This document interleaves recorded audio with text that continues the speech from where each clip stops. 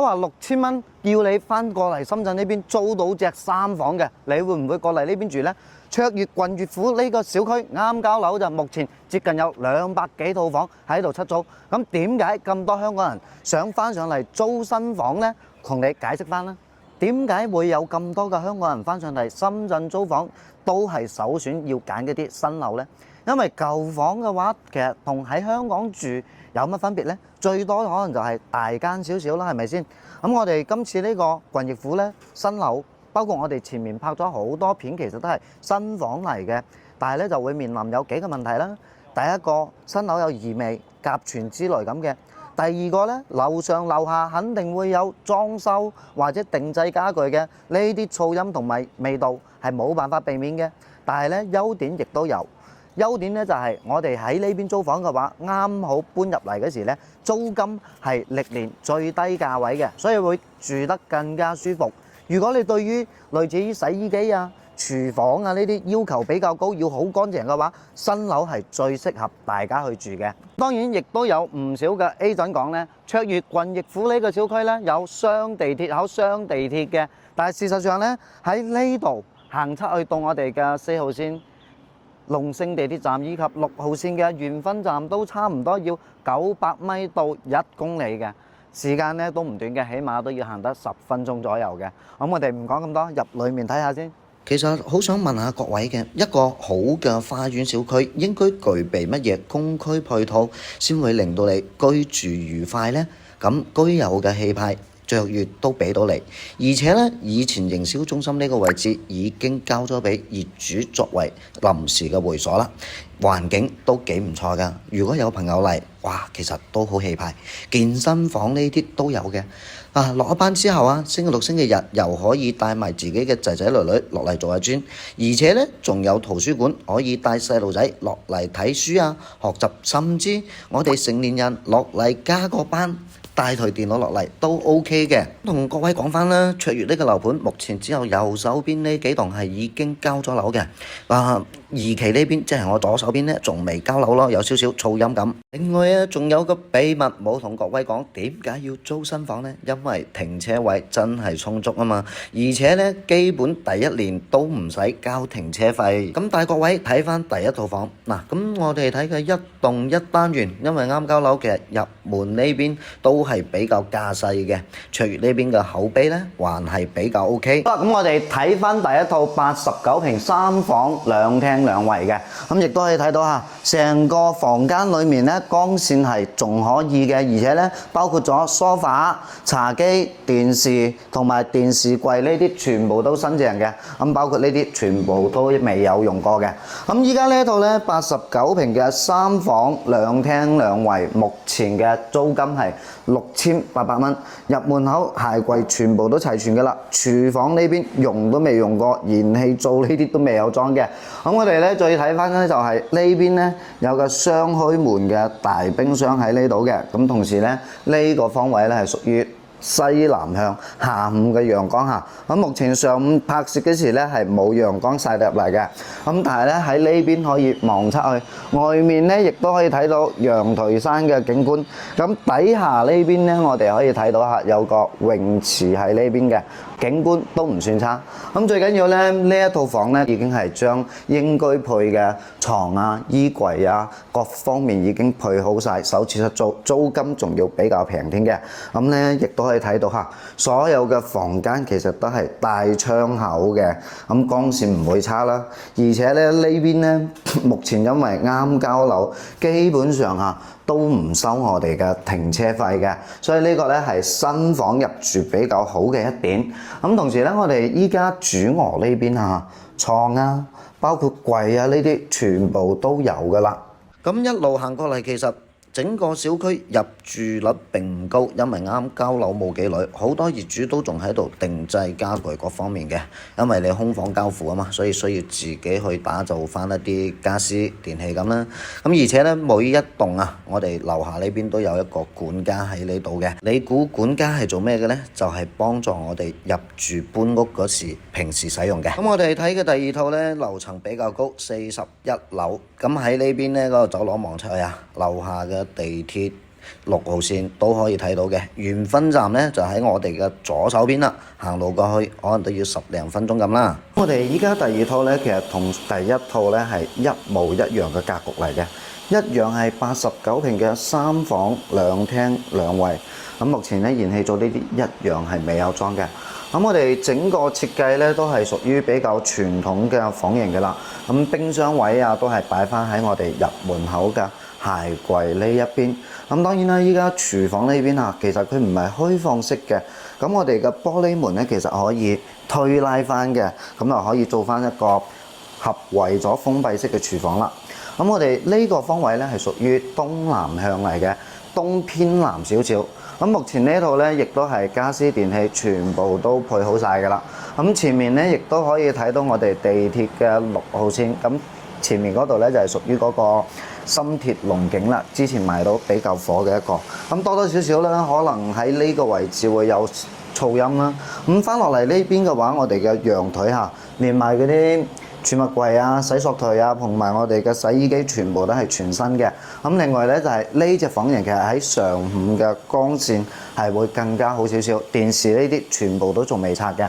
咁呢一套房咧點講咧？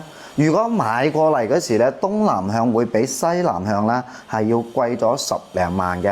咁但係咧，你話論裝修各方面咧，其實所有嘅房型啊，都係屬於開發商嘅統一裝修，其實變化唔大。咁唯一咧就係佢嘅樓層啊、朝向呢啲啦，就會影響咗少少嘅租金咯。咁我哋喺上一套咧就6800左右可以租到，但係呢一套咧目前租金大概就6500蚊可以租落嚟。咁啱先我哋睇咗2套嘅高樓層，肯定有觀眾朋友話想睇翻啲低樓層睇小區花園嘅。咁我哋依家呢套咧有冇發覺啊？區間係變細咗嘅。依家睇緊嘅呢套咧只有80平，一樣係做咗3房2廳2衛，但係樓層咧就會矮少少啦。你依家呢套咧就係11樓嘅，咁全屋都有中央空調嘅。開發商本身嘅交樓標準就係全屋都有空調。咁依家咧我哋呢邊啊就洗衣機呢啲全部都新配嘅，咁而且咧一樣係未有住過人。樓層雖然比較低，但係咧我哋睇小區花園啊。不過咧有一樣要同各位講翻嘅就係呢種80平嘅小戶型咧，佢就屬於北向嘅，光線就麻麻地咯。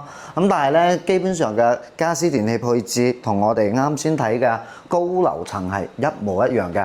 咁所有嘅廚房裡面嗰啲都係有㗎啦，而且咧我哋再睇翻類似依家呢啲鞋櫃啊，冚唪唥都已經係做好晒嘅，櫃體都會比較多。我哋所有交樓嘅咧就係入門口呢邊都係指紋密碼鎖，甚至咧呢度仲有人臉識別、熱水器，全部都有㗎啦。咁類似翻依家呢一套嚇，目前嘅放盤價咧係6500蚊嘅，但係實際上咧呢個房型租金咧估計咧喺6300蚊或者6000蚊出頭就可以租落嚟啦。咁而且咧因為小區啱交樓啊，佢呢隻單位咧真係房型唔少嘅，整個小區差唔多接近有200-300套房源係放盤出租出嚟嘅。咁想要平租嘅話，我哋可以揀翻吉屋啦，可以入住翻嘅。我哋依家睇嘅係最後一個單元啦，就係我哋依家嘅1棟3單元。咁目前一期呢邊呢，就全部交樓嘅就係呢3個單元啦。除咗一單元係3梯7戶嘅，另外2個單元呢都係屬於3梯6戶交付嘅標準，都係一樣嘅。大堂呢邊嘅品質還算 OK。咁我哋依家上到嚟樓上啦，呢套房呢一樣都係89平嘅3房2廳2衛嚟嘅。但係老實講句啊，無論係從1單元、2單元到我哋依家3單元，89平呢個單位呢，如果都係東南朝向嘅呢，基本上嘅視野呢都比較窄，唔係話幾靚嗰個感覺。佢唯一嘅優點就係新。但係咧，你睇睇外面咁嘅景觀，咁當然啦，高樓層可能會好啲啦。但係矮樓層對住啲村民房，我覺得嗰種感覺就一般般啦。咁所有嘅基本上嚇，即係你話出租屋呢啲嘅話，空調啊、電視、梳化、茶几，包括洗衣機等等，全部都標配嘅啦。咁本身我哋鞋櫃各方面呢啲咧，又係屬於開發商標配嘅，冇乜特別嘅。咁當然啦，三單元呢套咧就10樓，樓層唔係話好高，租金咧目前咧6800蚊，其實真係連租金都差唔多嘅，可以選擇嘅比較多咯，冇乜必要話一定要租邊一套房嘅。咁今日咧基本上就睇下咧，依家咧如果話租呢個小區係抵唔抵租咁解嘅啫。咁但係咧，如果你話諗住想要安靜少少嘅，咁最好咧就3單元或者2單元咯，起碼唔會有地鐵噪音嘅影響。咁最後呢一套咧就係朋友屋企嚟嘅，都係卓越郡役府嘅單位嚟啦。不過同樣係89平嘅3房，嗱好似呢啲唔係專門用嚟出租嘅咧，真係配置得會比較簡單咯。不過咧呢套房就租金6500蚊，配咁嘅配置就差唔多噶啦。咁41樓樓層咧就會比較高少少，咁當然啦，面咧啱好就會俾另外一棟擋住，景觀會少少一般啦。咁同樣咧就係所有嘅裝修配置，可能咧就開發商交付嘅標準啦，包括冰箱呢啲全部都係開發商嘅標準㗎啦。咁咧客廳就係屬於中央空調啦，房間裡面咧就最多就裝咗一個咁嘅空調，美的嘅定格力唔夠知啦嚇。咁我哋依家41樓呢一套朋友嘅我就唔講咁多啦。嗱，洗衣機亦都係乜都有㗎啦。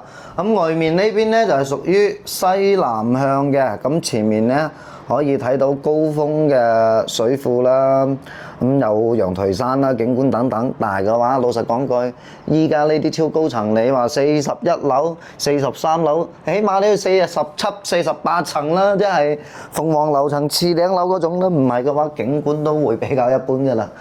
咁依家呢度咧，我朋友想話租嘅話，都希望係揾啲長期嘅啦，穩定嘅租客咁啦。呢套房嘅話，如果有咩唔啱嘅，家私電器嘅可以配，佢都會配嘅，或者換啦。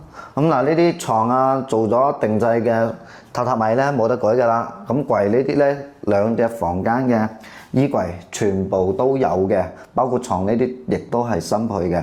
咁當然啦，呢邊主臥室嘅衣櫃會更加大少少咁啦，就可以擺到更多嘅衫褲喺度。